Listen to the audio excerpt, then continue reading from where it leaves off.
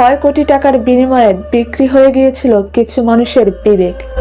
99.9 FM এর স্টুডিওতে আজ এক পিনপতন নীরবতা। আমি তানিয়ে আছি আপনাদের সাথে। আজ কোনো কাল্পনিক ভূতের গল্প নয়, আজ শোনাবো আমাদের এই মাটির বুকে ঘটে যাওয়া এক বীভৎস বাস্তবতার গল্প। যে গল্পটা শুরু হয়েছিল 2014 সালের এক তপ্ত দুপুরে আর শেষ হয়েছিল শীতলক্ষার হিমশীতল জলের নিচে। আপনারা শুনছেন 99.9 FM, ভূতের যে মানুষ ভয়ঙ্কর। দিনটি ছিল 27শে এপ্রিল, নারায়ণগঞ্জ লিংক রোড। সবাই নিজ নিজ গন্তব্যে ফিরছিলেন।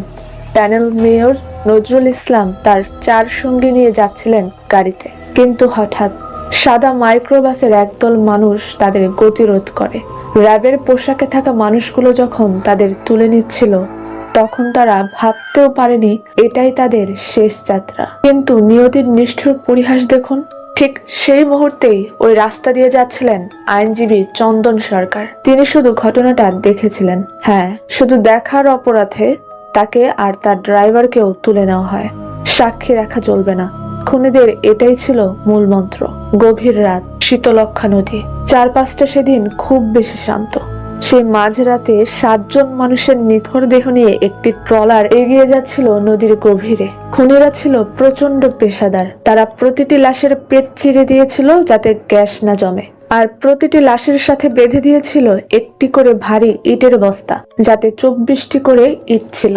ভেবেছিল নদীর অতল তলে হারিয়ে যাবে সব পাপ, কিন্তু না। প্রকৃতির বিচার বলে একটা কথা আছে। খুনিদের প্রধান ভুল ছিল তাদের হিসাব। পচনের ফলে শরীরে তৈরি হওয়া গ্যাসের চাপে সে ভারী ইটের ওজন আর লাশগুলোকে ডুবিয়ে রাখতে পারেনি। 3 দিন পর একে একে 7টি লাশ ভেসে উঠল শীতলক্ষার বুকে। পুরো বাংলাদেশ স্তব্ধ হয়ে গিয়েছিল সেই বীভৎস দৃশ্য দেখে। অপরাধীরা ভেবেছিল পানি সব পাপ ডুবিয়ে ফেলবে, কিন্তু পানি সব পাপ ভাসিয়ে এনেছে। এই খুনের মূল কারণ ছিল রাজনৈতিক আধিপত্য আর ব্যক্তিগত শত্রুতা। তৎকালীন মেয়র নজরুল ইসলামের সাথে স্থানীয় আরেক প্রভাবশালী নেতা নূর হোসেনের দীর্ঘদিনের বিরোধ ছিল। নূর হোসেন চেয়েছিল নজরুলকে চিরতরে সরিয়ে দিতে, যাতে ওই এলাকায় তার একক আধিপত্য বজায় থাকে, কিন্তু সে নিজে এই কাজ করেনি। সে ভাড়া করেছিল তৎকালীন র্যাব 11 এর কিছু অসাধু কর্মকর্তাকে।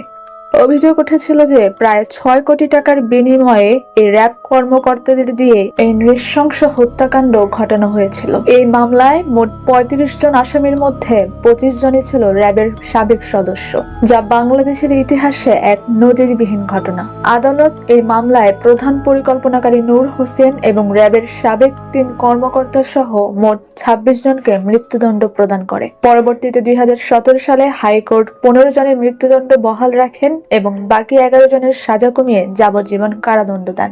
ক্ষমতার দাপট আর টাকার লোভ কিভাবে রক্ষককে ভক্ষক বানিয়ে ফেলে, এই ঘটনা তার এক জীবন্ত প্রমাণ।